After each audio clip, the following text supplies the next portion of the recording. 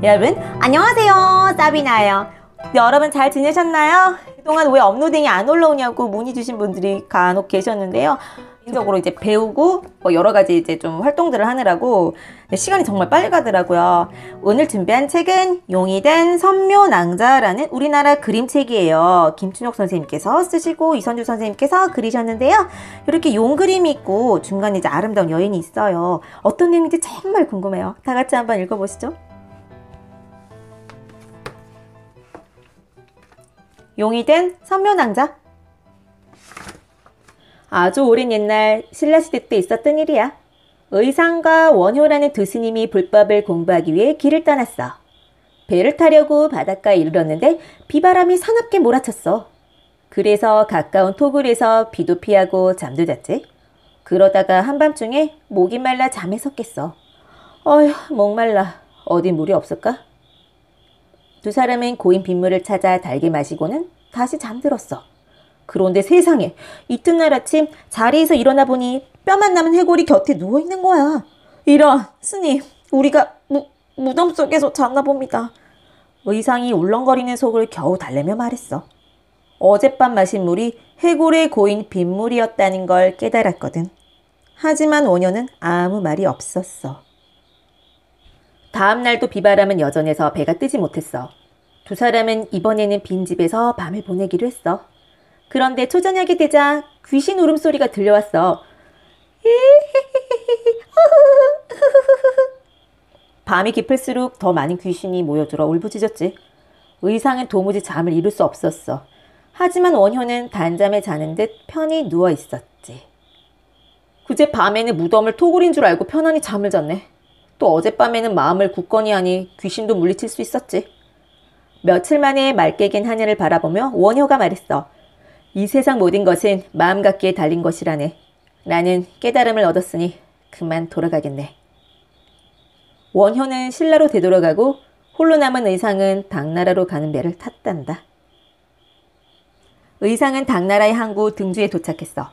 머나먼 백길에 지쳤는지 그만 병이 나고 말았지. 스님, 저희 집에 서시며 몸을 회복하도록 하시지요. 불교신도 한 사람이 의상을 집으로 데려갔어. 그리고 그의 딸 선묘낭자가 스님을 지극정성으로 간호했지.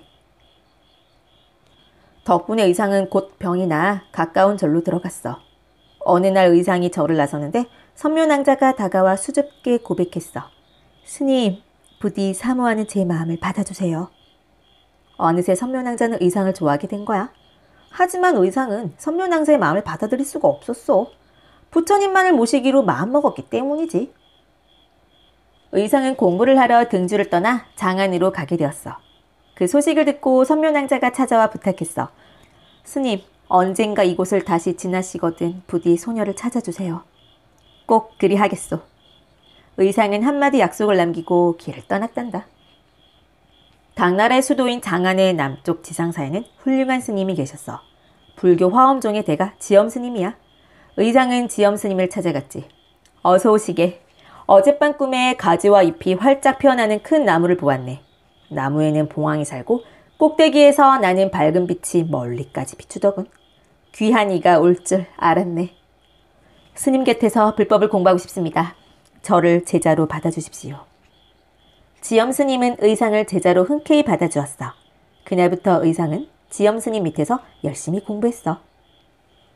그러던 어느 날 당나라의 대군이 신라를 침략할 거라는 정보를 우연히 알게 되었어. 이거 큰일이군. 가만히 있으면 신라가 큰 위험에 빠질 텐데. 의상은 신라로 돌아가 이 사실을 알리기로 마음먹고 서둘러 짐을 꾸렸어. 지엄스님은 그동안 의상의 배움을 높이 평가하며 당부했단다. 그대는 돌아가거든 많은 사람들에게 불법을 전하게. 신라로 돌아가는 길에 의상은 등주를 지나게 되었어. 언젠가 이곳을 다시 지나시거든 부디 소녀를 찾아주세요. 등주를 떠날 때 부탁했던 선묘낭자의 목소리가 들리는 듯 했지. 의상은 약속을 지키기 위해 집으로 찾아갔어. 하지만 선묘낭자는 잠시 집을 비우고 없는 거야. 이를 어쩐다. 어서 실로로 돌아가 소식을 전해야 하는데. 의상은 선묘낭자의 아버지에게 대신 인사를 전하고는 바삐 길을 떠났단다. 뒤늦게 돌아온 선묘낭자는 의상이 다녀간 걸 알았어. 아, 스님 잠시만 기다려주세요. 선묘낭자는 다급히 의상을 뒤쫓아갔어. 하지만 선묘낭자가 항구에 도착했을 때 이미 의상을 태운 배는 떠나고 없었단다. 저 멀리 바람에 펄럭이는 돛이 보일 뿐이었어. 부디 이 옷이 스님께 전해지기를 바라옵니다. 선묘낭자는 의상에게 주려고 정성스럽게 지은 옷을 바다에 던졌어. 때마침 불어온 바람이 옷을 배 안으로 새털처럼 날려보냈지. 부디 이 몸이 용이 되어 스님을 지키게 해주세요. 선묘낭자는 훌쩍 바다로 몸을 던지고 말았단다. 잠시 후 바다에서는 신기한 일이 벌어졌어. 선묘낭자가 천천히 용으로 바뀌기 시작했던 거야. 선묘용은 커다란 몸을 활기차게 움직여 배를 쫓아갔어. 스님, 실내로 무사히 돌아가시길 제가 지켜드릴게요. 선묘용은 의상이 탄 배를 호위하며 바다를 휘저어갔어. 큰 파도가 오면 몸으로 막아내고 폭풍이 오면 하늘로 날아올라 비를 막아주었지. 얼마 후 의상은 신라로 무사히 돌아왔단다. 의상이 서둘러 알려진 덕분에 신라는 당나라 군대를 크게 물리쳤어. 왕은 고마워하며 의상에게 새 절을 지으라고 했지. 의상은 절터를 찾아다녔어. 그러다 영주에 있는 봉황산을 보고는 크게 기뻐했지. 절을 세울 만한 복되고 신성한 산이로다. 하지만 이곳에는 이미 산적들이 500여 명 들끓고 있었어. 의상은 산적들을 찾아가 이곳에 절을 짓게 해달라고 부탁했어. 뭐? 절을 짓겠다고? 그건 안 돼! 어서 썩 꺼져! 산적들이 칼을 휘두르며 의상을 위협했어. 그때 갑자기 하늘에 용이 나타났어. 바로 선묘용이었지. 선묘용은 커다란 바위로 변하더니 공중에서 산적들을 향해 달려들 듯 몇 차례 겁을 주었지. 아이고, 제발 목숨만은 살려주십시오. 산적들은 기겁을 해서 달아났어. 봉황산에는 새로운 절이 들어섰어. 큰 바위가 떠 있었다 하여 부석사라고 불렀지. 달아났던 산적들은 절의 신도가 되어 의상의 가르침을 받았어. 의상은 절을 찾아오는 모든 사람들을 똑같이 대해주었어. 신분의 귀함이나 천함을 가리지 않았단다. 선묘낭자는 언제까지나 의상을 지키며 살고 싶었단다. 의상을 지키는 것은 곧 절을 지키는 것이라고 생각했지. 그래서 절이 지어진 뒤에는 성룡이 되어 땅에 묻혔어. 불상 아래에는 용머리가, 절마당 석등 아래에는 꼬리가 묻혀있대. 이렇게 해서 선묘낭자는 부석사를 지키는 수호신이 되었대.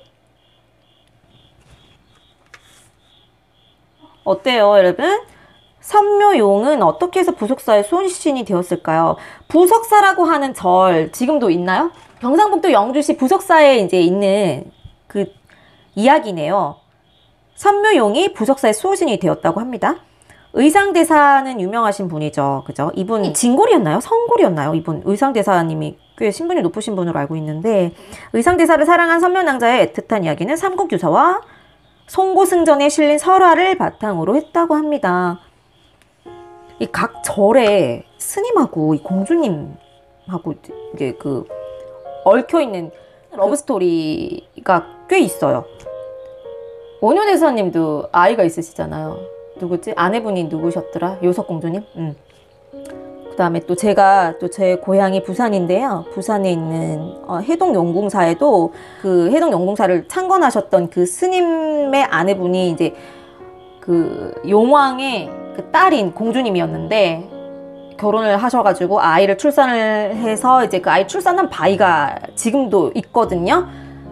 그 바위를 제가 알고 있어요. 제가 어렸을 때 그 해동용궁사에 갈 때마다 저희 아버지께서 말씀을 해주신 이제 설화거든요. 네, 기회가 되면 그것도 언제 한번 올릴 수 있으면 좋겠네요. 되게 재밌네요. 네. 여러분, 날씨가 너무 덥습니다. 정말 비가 차라리 왔으면 좋겠다 싶을 정도로 정말 푹푹 찌는데요. 건강 조심하시고요. 코로나 조심하시고요. 우리는 다음 시간에 또 만나요. 그럼 안녕.